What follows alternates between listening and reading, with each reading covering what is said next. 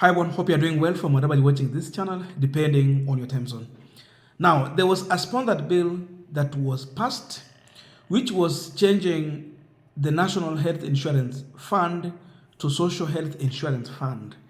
And one of the contentious issues in that bill was the mandatory demand that for any Kenyan to get government services, you have to be in that program and active. Active means you pay. So after the bill was passed, Ruto signed and it became an act of parliament. Now with this, we saw the CS for Health, Susan Nakhumicha, issuing a gazette notice to roll out that new program. Then after that, the Kenya Medical Practitioners, Pharmacists and Dentists Union filed a petition following Susan Nakhumicha's gazette notice. The reason is like two. Number one, they were stating that there was no public participation in this. That NHIF is something that is touching on majority of Kenyans. How do you then just change without going back to the people, ask them about their views on the same?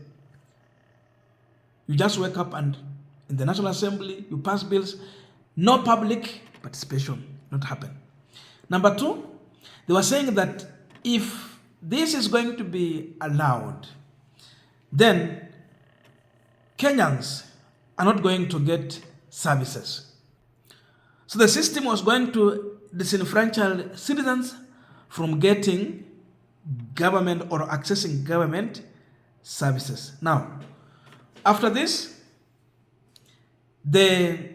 on November 27th, 2023, High Court issued an order barring the implementation of the new funding system.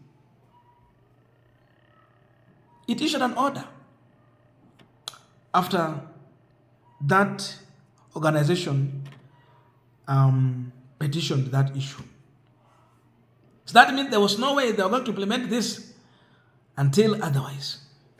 So the government moved it to the High Court, not High Court, Court of Appeal. And today, the ruling has been done. And Ruto's Social Health Insurance Act has been allowed because the Court of Appeal has overturned the order that were granted in the High Court. Now they have allowed a replacement of NHIF. This is part of the ruling, It's part of the ruling here. We hereby suspend the order of the High Court restraining the implementation and oral enforcement of the Social Health Insurance Act 2023, the Primary Health Care Act 2023, and the Digital Health Act 2023. Justice, these are the judges who are ruling on this. Justice Patrick Kiage, Pauline Nyamweya, and Grace Ngenyere. 3-judge bench. They have now made a ruling. Now look here. Take this ruling, then connect or link to the latest attack that Ruto has been making on the judiciary. The ruling and intimidation that we have gone through. We saw Mother Koome asking for audience with William Ruto. Then the ruling, PAP. What is the interpretation of Kenyans on this? That's the big question of this punchline. But before we continue with that, just a quick request. For those who are watching and you have not subscribed, please consider subscribing. To our returning subscribers, I must say thank you so much. And again, to all our viewers, please give this video a thumbs up. Thank you so much, and back to this discussion. Now, first of all, with this ruling, there is a possibility that Kenyans might not access certain government services because you don't have this. That act was that for you to access any government services, your social health insurance fund account should be active. You should have it and it should be active. Active means you pay every month without missing. If you miss, you can't access any government services. Mambo ni kama hayo. Unaenda kutafuta title deed, wanauliza mambo ya health insurance. Unaenda kununua tu kitu, unaenda kutafuta ID, unaambiwa hivyo. Passport, unaambiwa. It's like everything. Maybe permit, unaambiwa hivyo. So many people might not access government services because they cannot maybe afford to pay for this. And imagine how many Kenyans can pay for this. Not even half of the population in this country are in the NHIF program. Not even a half. Maajabu ni kwamba I've been accompanying someone hapa akitafuta kitambulisho. And for the past 1 week, every time they're saying, we don't have papers. We don't have papers. We are waiting for the forms. 1 week. Hapa Sabata siku ingine. 1 week. So even they don't have the documents. Maybe they were waiting for this so that they force people into that program. And again, maybe they are waiting to charge Kenyans 1,000 for the ID. These are just from 4 neighbors. Si watu wako na pesa, bado wanategemea mzazi. Tuko hapo.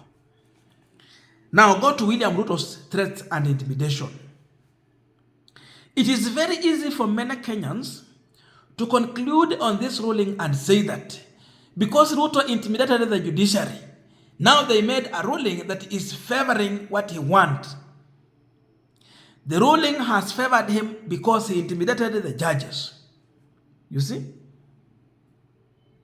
Even if they might have done genuinely, I don't know how genuine it can be, because then when you tell people to have this, for them to access this, like making it mandatory when you know some cannot afford, where is fairness in that ruling again? Unless if the government want to pay for the people. So even if they were right in the ruling, fairness, that Ruto did not affect the ruling, still there's no way we can afford to avoid linking Ruto's latest attack to this ruling. Majority of Kenyans are concluding that the ruling has been informed by the serious, religious attack. He has done it religiously without missing any day to attack the judiciary. So it has been informed by that. Then you look at that, then you wonder, are we in the Banana Republic whereby indeed things can only happen the way the executive want? If they don't have their way, they come and intimidate, they come and persecute you, and you fall into their trap, rule in their favor. This is the same person who is asking for a meeting with the CJ. Sasa washakutana mamaongea kwa simu. Those are the questions. But now the ruling is here with us. So imagine going forward, if this is what has informed this ruling, it means Ruto will now use this means to always communicate to judiciary so that they can rule in his favor. Wamempea mwanya wa kutumia sasa. Anything he want and he know that it cannot go through. Sasa mpango ni ule. Panga mikutano, attack the judiciary, tell them name calling na mambo mengine, intimidate them. The ruling will be in your favor. So they have opened a window for William Ruto, which is dangerous. Now he has learned a tactic to use to deal with the judiciary. You need this one to pass, fanya vile ulifanya last. Mambo ni kama hayo, and the ruling will be in your favor. Sasa tuko hapo. This is Kenya. I don't know your views on this, but let us meet in the comment section to continue with this discussion. Otherwise, thank you so much for listening to me up to this far. May good God bless you and see you in our next video.